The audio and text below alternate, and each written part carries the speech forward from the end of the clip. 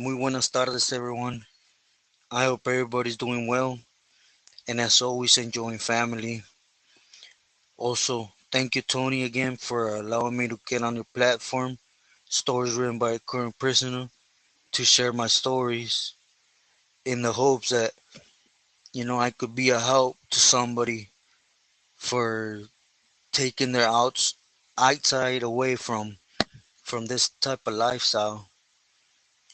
Okay, well, here's another short little story. This one's gonna center around Artie Guzman from King Cobras and just how he used to abuse his power to to get the upper hand on camaradas and try to take from them as much as he could, and you know how he didn't value the meaning of camaradas, or if it was a sureño because he had earned his, that didn't seem to matter to him at all.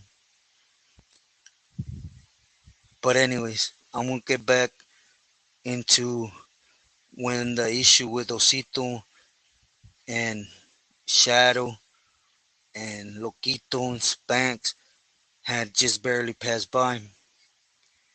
You know, it happened kind of like a domino effect. Right after this, just AR went went crazy. Just a whole bunch of things started happening. For one, for those that know, for right and A yard, only two sections of this building belong to active, and the other section actually belongs to the high profile, PCs. For example, Charles Manson was there, Saram Saram, and also Veneno from Pomona, Apache from East LA, Pee Wee from Orange County, a couple Abejas or ABs, and you know, it was just all those high profile, pesetas that couldn't go to an SMY at that time. They were there, and just one day they were escorting two camaradas from medical back into the building. And when you walked out the building, them vatos had their yard. The protected vatos, they had their yard. You literally walked alongside their yard. It was cased in, and somehow, some way, when the homies were getting escorted back, Veneno, Peewee, and Apache, they got loose, and they rushed the camaradas. And when we're being escorted, we're handcuffed behind our back. So they had fierro, so they were actually able to book the homies. Because as I stated, just because about to go to that side, it don't mean those things in between their legs stop being there or they disappear. They're still sit there. So, anyways, they got the best of the camaradas, and it was just like I was getting backslash from it from Artie because basically he was questioning how it was able to happen, how was I gonna retaliate, which there was no way we could have retaliated, because the seals slipped when they were walking the camaradas back, but when they're escorting us, I guarantee you that they used to take care of those like gold. So, anyways, that was just an issue I had to deal with off the back. And then the other issue was, me personally, when I was there doing my thing, I never liked being up front. I always like to have the bloqueros in front, and me always staying in the shadows and not having to put my name out there. I was trying to be real careful, but the guy I had looking out for B section was Shadow, but they had moved him due to the incident with Osito. So the next thing was you know, to get a good solid camarada to be in front, but at the same time, you have to be real careful who you assign for that, because, there's a saying that you give a man power and they'll show you their true colors. So you basically got to know how to read a person real good for that not to happen. And at this time, I believe in my last story, I had mentioned Silent from Walnut. So he was there. So I assigned him in his celly. His celly was Bullet from 18. So, anyways, I took care of that. But then the kites started coming in from one block, from one left and one right. You know, like in one left, I had the homie Martin from Lomas looking out for that side of the block, and the other side had Bullet from Delhi. And it was just, there was a CDC worker, just to state it like that, that was bringing in Hale, but it wasn't Negra. It was that, and as you should know, as a camarada or sasureño, you know, it's in our guidelines that we can't use that for how it's it's a drug that basically plays with your head and brings out that being us being snaky, stealing, betraying, and anyways, those were the guidelines that the carnales has had put out there for camaradas as a whole, you know, which to me, it really, I didn't ever see no difference, Negra, they used to do the same thing on their Negra, but, again, most of them, they use Negra, so, you know, they only did what was best for them, and they kept Negra and they kept to the curve.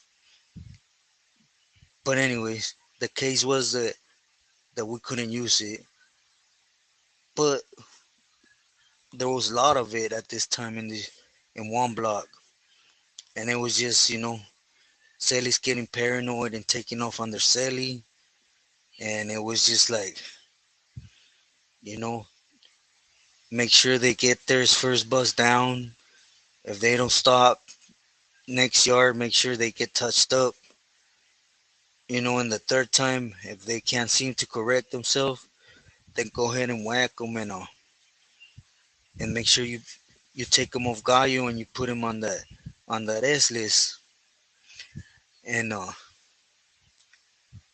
and I was actually being more fair with the camaradas than what I was told to do, because when I got at the Pili on B yard, his exact words were, if you know they're using, they know they can't use it, make sure that they get whacked, you know.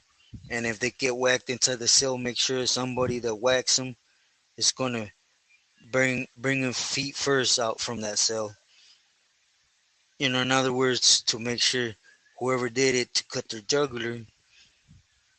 But me, as everybody has probably noticed, I had a soft part spot, excuse me, for camaradas, for sureños.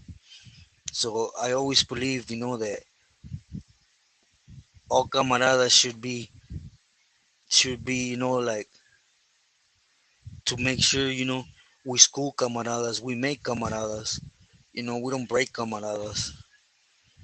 So you gotta give them that opportunity, because as gangbangers, we're bound to mess up. It's just part of. But anyways, this was happening in Martin from Lomas. He was a good bato with a lot of clecha on him. Even though I don't know exactly what happened to him, but he was in a wheelchair. He was a good homie, and he used to hold it down real good.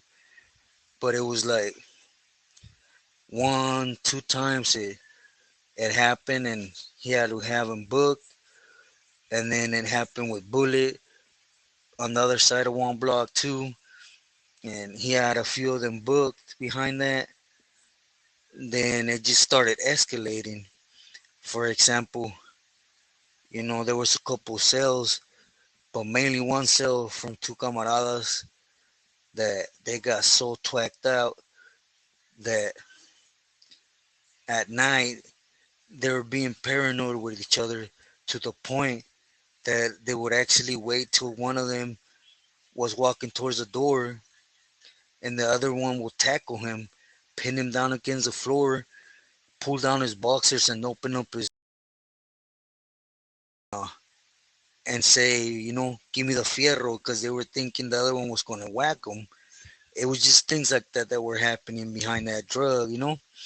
Because you got to remember, I know everybody says, oh, 23 and 1, but that's not how it works. There's times where we only come out, at least in courtroom, we only came out once a week to yard. Other than that, we're 24/7 in the cell. And you got to just imagine how that drug just makes your mind just start hallucinating. You basically start seeing little man, on rocket ships everywhere. And and it just got crazy for a while, man. And anyways, without making the story too long, there was quite a few issues like that where camaradas had to be removed and put on that S list, to the point where they couldn't come back. So anyways, what turned out was, I guess, this CDC worker ended up getting moved to B yard, which everything started coming down. Just besides that little incident that happened in two block, where I guess a camarada got speared by a couple bulldogs, and then next thing you know, the camaradas actually they shit back them dudes, from behind the cell, and that's a no. At least we don't do that. You know that's actually mainly, and not to sound in any way negative towards any type of race, but that's mostly the brothers that do that. They do it towards COs and stuff when they're mad. We don't. Behind those doors, we don't do nothing. Either those doors crack and we're actually able to put hands on you. Other than that, man, we don't do nothing. We just, hold our tongue and put up in the hopes that happens. But anyways, these camaradas took it upon themselves to go ahead and do that move on them, and since they had decided to do that move, you know, the one thing Artie was doing at this time was, he was making sure that you charged them, like for example, from them being, basically a cell soldier and doing it behind the door, they got fined $800, and supposedly they were all good again, but they ended up hitting the main line, and you know Artie still had him hit, which was the case with everybody that got found tweaking. They were it went from, if they're tweaking, whack them, to if you find them tweaking, charge them $500, and if they do it a second time, remove them. You know, my personal thought was after I heard he had checked in, was that Artie knew that it was coming. I mean, he was in that position for being a smart individual. So he knew he was going against all the Billies from Pelican Bay, and it was going to eventually come back and bite him on the butt. So my thought is he was clipping the camaradas with money because he wanted to sit on feria as much as he could and hit that side once it came with something he could survive on. I mean, because if we really sit and analyze how much money he was getting, ooh wee man, he was everywhere. I mean, he had a lot of soldados underneath him. But that's just my thought. But after a while coming back, it hit four left, and it was a lot of cellies, fighting with each other over dumb things, and it was just big headaches. Cause I was the one that had to write down my appeal to B yard, and since we were able only to come out once to the law library once a week, we could only do it once a week. Just wait on my appeal to come and answer it, and just basically do it that way. So it was a long process, and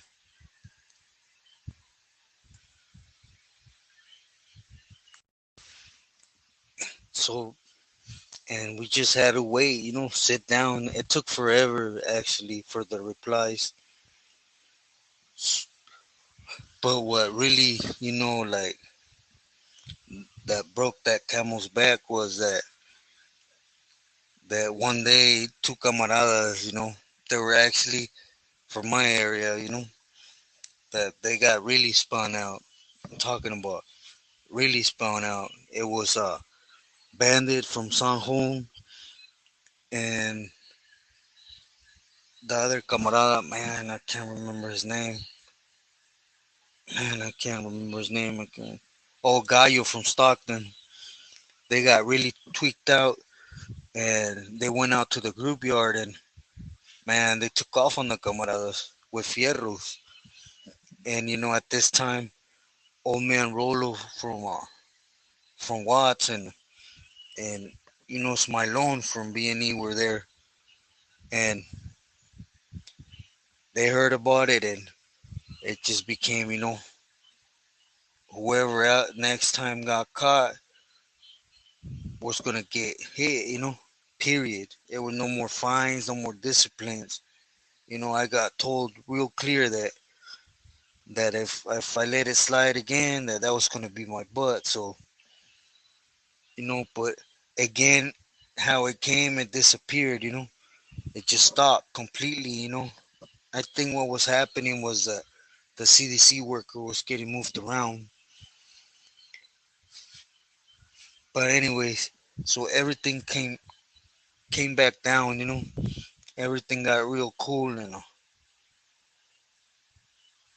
but then just IGI started messing with me, and I'm actually gonna get into that with you guys on my next story, excuse me, on how things started unfolding. Basically how one of the persons I had working with me was giving every appeal to the IGI, because I wasn't dumb. I never signed nothing I put on paper. I signed it with my placazo. I had a placazo specifically just for a mapili. So, but when you had someone that close to you, actually talking to him it's impossible. So they were starting to pull me out, and then they okey doke me with a pili they called Garfield. But I'm gonna get into that story on my next one. You know, if I sideline a little bit, I do apologize because I do want to get to touch a little bit about. For example, I got asked to talk a little bit about the pilis from Watts, which I actually do want to get into a little story from a good pili from Watts. And I had a perrito from 10 line in Watts. as well as, you know, I want to be able to answer a lot of you guys' questions. So again, please submit them. Me and Tony do have planned to sit down with each other again and be able to reply you guys' questions as well. We're in conversations about having a live, actually be live with you guys, so you guys are able to call in and I'm able to answer your question on the spot. But do keep an eye open for that. In the meanwhile, please submit your questions, and you know if I get asked or I see it, I give you my palabra that I will answer it. And ahead of time, if I don't get around to answering it, please forgive me. But I'm gonna try to really set it up with Tony so we could do that live. I think it'll be a lot easier, at least in the sense for us to converse, with each other, and I'm able to answer a lot better or clearer things.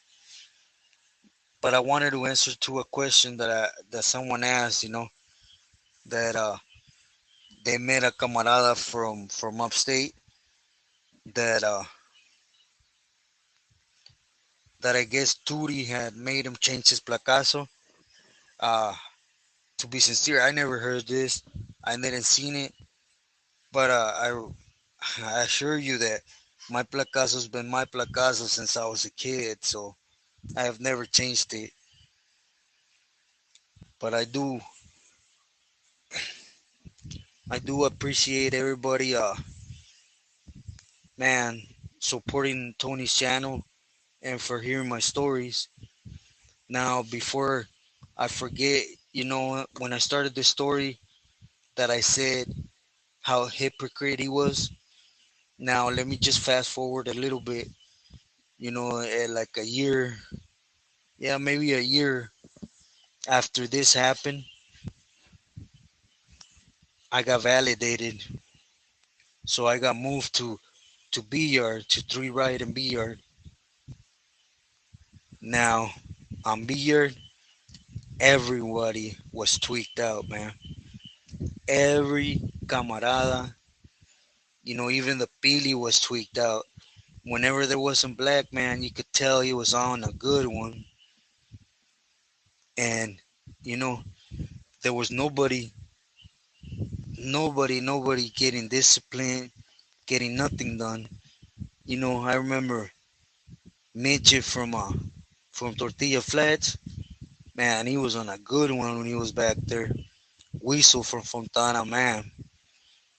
And I remember I just went back there and I just saw this. And a lot of times, when Artie came out of his cell, he actually stopped in front of my cell just at least to say, "Que hubo, buenos días, buenas tardes," or X thing. And I could tell, man, that he was spun out. So in my mind, I was like, wow, you know, he really had me go through it with the camaradas when I was on A yard. To hit here and see all this is like, man, what a vato, You can't be more of a hypocrite than this, But anyways, that's my story. I hope I was able to at least catch you guys' interest a little bit and at least make some sense. And how I always say, that's why there's a reason, for you to stay away from this type of lifestyle.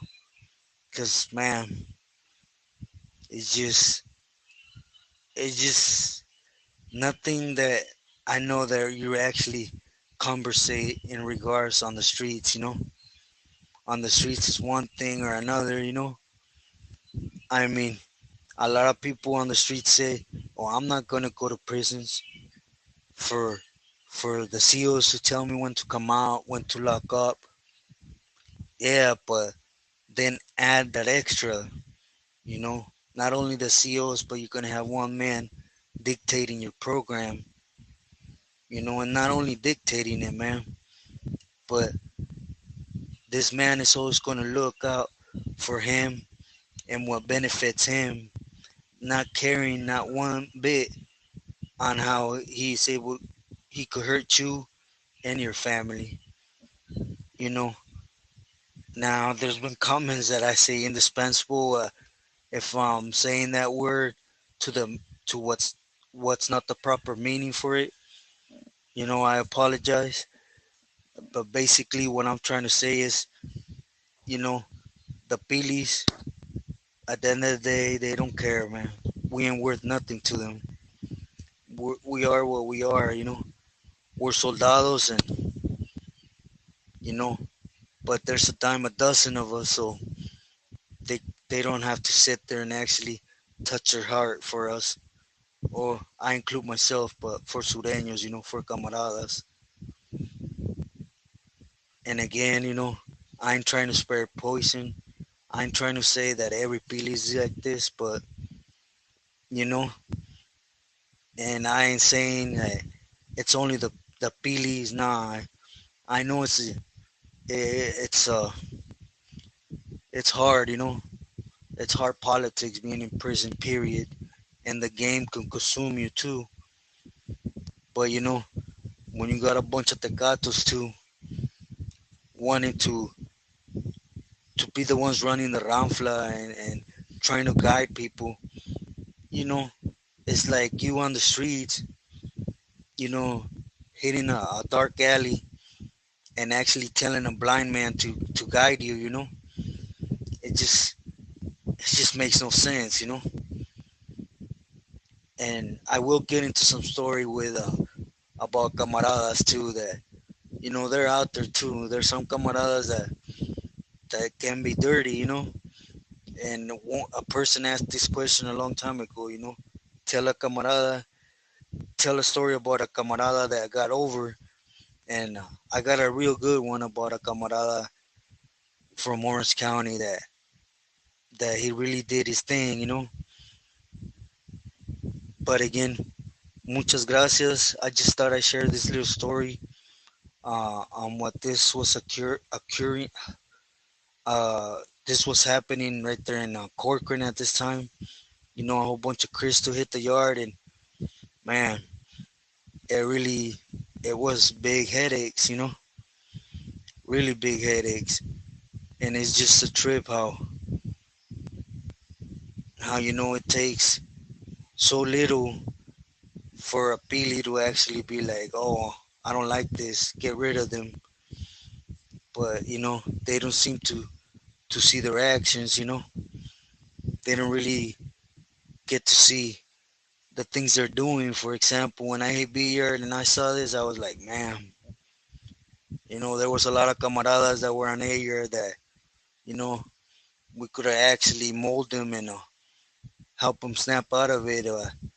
They weren't giving me that opportunity, to get back here and see them do it. It's like, man, but I guess that's just the game. It's just like what was happening right now. I seen the stories about the cribs and the pili and their little crossings when in high desert and how it ricocheted to Salinas Valley. And man, the only question I want to ask you guys is what would have happened? What would have happened if a camarada was drunk and he was on the yard disrespecting another race or just being drunk on the yard? Period. What would have happened to him? And it didn't have to come. It wouldn't have to came from the black. So now, what makes the canal, doing it and basically, having this brother, buck up against him? I do understand, our raza is untouchable inside, and that's just part of the program that we run. But at the end of the day, is something gonna happen to the Pili? Nah, hell no, nothing's gonna happen. You know, and just ask yourself how many camaradas are gonna fall because of this. How many camaradas are gonna lose their date, gonna catch new cases? How many lifers are gonna lose a chance to go up to board and actually get considered for board? I mean, that's exactly what I'm trying to say, that, camaradas needs to start thinking about camaradas, period.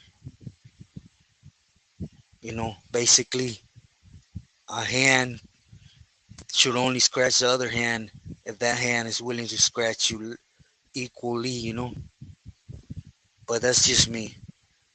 Again, muchas gracias for your time. I hope everybody's doing well again. And as always, you know, value yourself,